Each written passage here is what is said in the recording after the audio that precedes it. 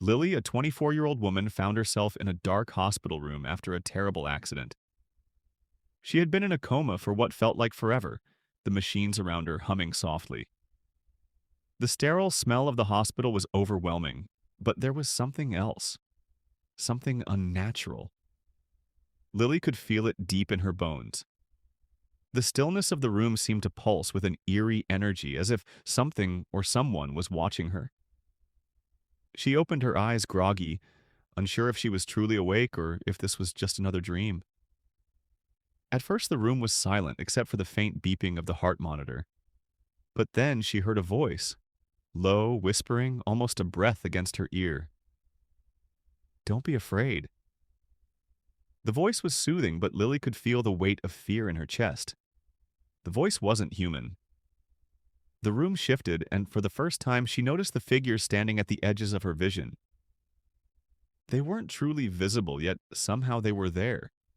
Their eyes, if they had eyes, seemed to pierce through her soul.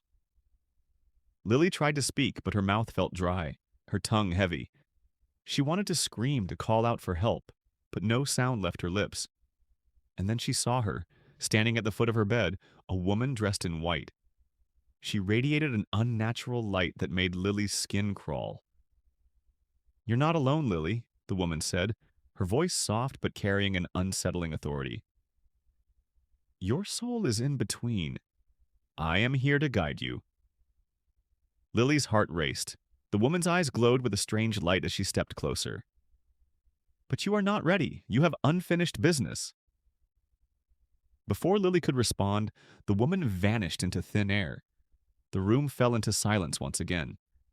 Lily's pulse was racing, but her mind was spinning. She wasn't sure if she had just imagined everything, but something felt deeply wrong. And then the voice came again, but this time it wasn't the woman's. "Lily?" The voice was low and dark, colder than ice. It seemed to come from the very walls, the air itself. She turned her head sharply, and standing in the corner was a figure, a shadow with no features. "I am here for your soul." Fear gripped her heart. She could feel it, an undeniable presence inching closer. Her chest tightened, her breath shallow. But as the figure moved toward her, another presence, one she couldn't see but could feel, stepped between her and the shadow. "You're not taking her." A different voice, firm and commanding, spoke from the darkness. Lily could feel its power, though she couldn't understand who or what it was. And then it all happened at once. The shadows closed in, and the room felt like it was closing around her. The figure that had protected her whispered again, "Find the truth and save yourself." Suddenly the room shifted again, and Lily was no longer alone. The figures that had been watching her now stepped forward, their forms clear as day. They were souls, lost and waiting, trapped in this strange in-between world.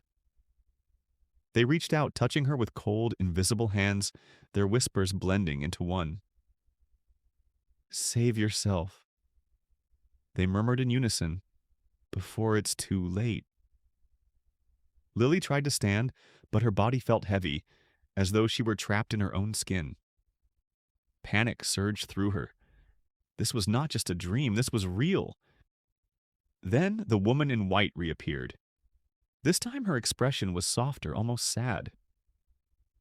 "You're not ready to leave, Lily, but you can never return to the life you knew. Your journey has only just begun."